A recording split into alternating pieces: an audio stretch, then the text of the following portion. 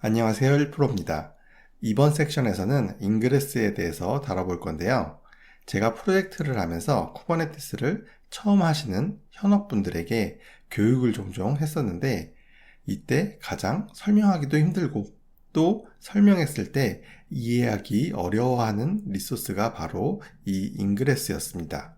한번 인그레스에 있는 속성을 간단하게 보면 이렇게 서비스와 파드가 연결이 돼 있을 때 인그레스를 만들면 여기 트래픽 룰을 주는 부분이 있고 외부에서 이 도메인 이름을 호출을 했을 때 그 트래픽은 이 서비스로 가라는 뜻이에요. 그리고 밑에 TLS가 있는데 여기 이 C클래스를 TLS 타입으로 만들어서 인증서를 넣을 수 있고요. 그럼 이 도메인을 호출할 때 HTTPS로 통신이 가능해집니다. 어플리케이션에 직접 인증서를 넣지 않아도 이 인그레스가 그 역할을 대신 해주는 거예요. 여기까지 내용을 들어보면 이해가 잘 되시죠?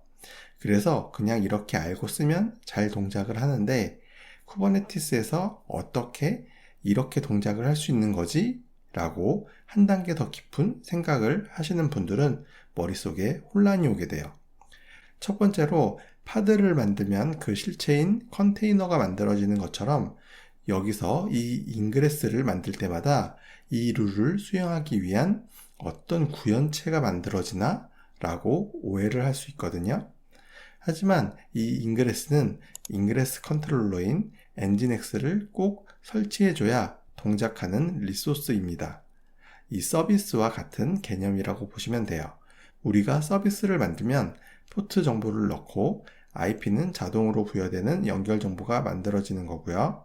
큐브플록시와 IP 테이블스에서 그 내용대로 트래픽을 관리해 주죠. 마찬가지로 파드 형태로 이 엔진X를 설치하면 이 엔진X가 인그레스를 보고 트래픽을 이 룰대로 관리를 해줘요. 결국 칼리코를 설치 안 하면 파드 네트워크가 안 만들어지고 로드 밸런서를 연결 안 하면 로드 밸런서 타입의 서비스를 만들어도 제대로 된 동작을 안 하듯이 이 엔진X를 설치 안 하면 이 인그레스를 만들어도 아무런 동작을 안 한다는 뜻입니다. 참 이렇게 알고 보면 쿠버네티스 스스로 할 수 있는 게 별로 없어 보이죠? 이 엔진X 말고도 인그레스 컨트롤러의 역할을 하는 오픈소스들이 많은데 이처럼 쿠버네티스는 이렇게 사용하라는 표준을 제시하고 어떤 오픈소스더라도 이 표준을 맞추면 쿠버네티스 안에서 쓸 수 있도록 해주는 역할을 하는 거예요. 그래서 쿠버네티스를 처음 공부할 때는 이 쿠버네티스에서 제공하는 리소스들만 잘 알면 되겠지 하고 시작을 하겠지만 막상 공부를 하다 보면 이 수업의 내용의 반은 이 엔진X 사용법이거든요. 이처럼 멀리서 봤을 때는 할만해 보이는데 실제 공부하다 보면 이렇게 깊이 있는 내용들이 정말 많다는 걸 알게 되는 거죠. 하지만 이번 섹션도 깊이 있다고 할 수는 없고 다음 강의인 해수편부터가 정말 이제 본격적으로 오픈소스의 세계로 들어간다고 보시면 돼요. 그럼 다시 돌아와서 결국 이 인그레스를 동작시켜주는 실체는 엔진X였고요. 다음으로 오해할 수 있는 부분은 그럼 이 기존에 배운 대로 이 서비스로 트래픽을 날리면 되나? 라고 생각하기 쉬운데 그렇지 않고 이제 모든 트래픽은 이 엔진X를 통해서 하게 됩니다. 그래서 이 엔진X에 로드 밸런서 타입의 서비스를 만들고 외부에서 이렇게 도메인으로 호출을 했을 때 결국 이 파드까지 가게 되는 거예요. 그리고 이제 마지막으로 오해할 수 있는 부분이 이런 연결고리를 따라서 통신 흐름도 엔진X에서 이 인그레스 룰에 있는 서비스로 트래픽을 보낸다고 오해를 할 수가 있는데 실제 트래픽은 이렇게 보내집니다. 엔진X가 알아서 이 인그레스를 조회하고 관련 정보들을 통해서 알아서 해당 파드로 트래픽을 잘 보내줘요. 그리고 이 부분이 저도 그랬지만 스스로 공부를 할 때는 잘 받아들여지지가 않아요. 그 이유는 지금까지 우리는 이런 오브젝트를 배웠었고 이 오브젝트에 대한 연결 관계가 명확했거든요. 이렇게 셀렉트와 레이블스로 오브젝트들 간의 관계가 명확하게 연결이 됐었고요. 그리고 이렇게 각 오브젝트에 연결되는 속성들이 명시적으로 있어서 이런 전체적인 연결 구조를 잘 파악할 수가 있었어요.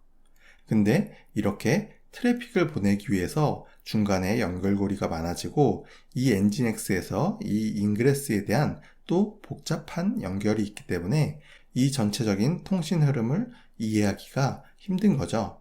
그리고 이 엔진X와 인그레스의 중간고리 역할을 하는 인그레스 클래스라는 오브젝트도 있는데 인그레스와 인그레스 컨트롤러 그리고 엔진X 또 이 인그레스 클래스 이렇게 생소한 용어들이 한 번에 나오니까 전체적인 개념을 이해하는데 혼란스러울 수밖에 없습니다.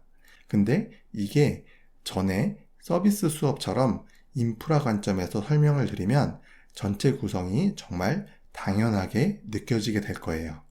그래서 이번 수업의 목표는 이 가장 오해하기 쉬운 인그레스를 제대로 이해를 하는 거고요.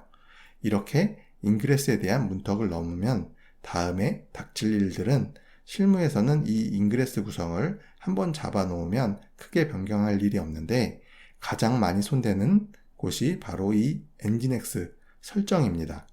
결국 이 엔진X가 많은 인그레스 룰을 가지고 여러 파드들의 트래픽을 분배해주는 역할을 하는데 트래픽을 관리하는 부분에는 정말 많은 이슈들이 있거든요. 그리고 그 이슈들을 해결하기 위한 또 많은 기능들이 이 엔진X에 있는 거고요. 그래서 엔진X를 설치하고 바로 부딪히게 되는 이슈들을 엔진X 기능을 통해서 해결하면서 이제 엔진X를 시작하는 입장에서 어떤 설정들을 건드리게 되는지 아는 게 이번 섹션의 두 번째 목표예요. 그럼 이번 인그레스 섹션에 대한 소개는 여기까지 말씀을 드리고 앞으로 어떤 내용들을 배우게 될지에 대해서 간략하게 리뷰를 해보겠습니다.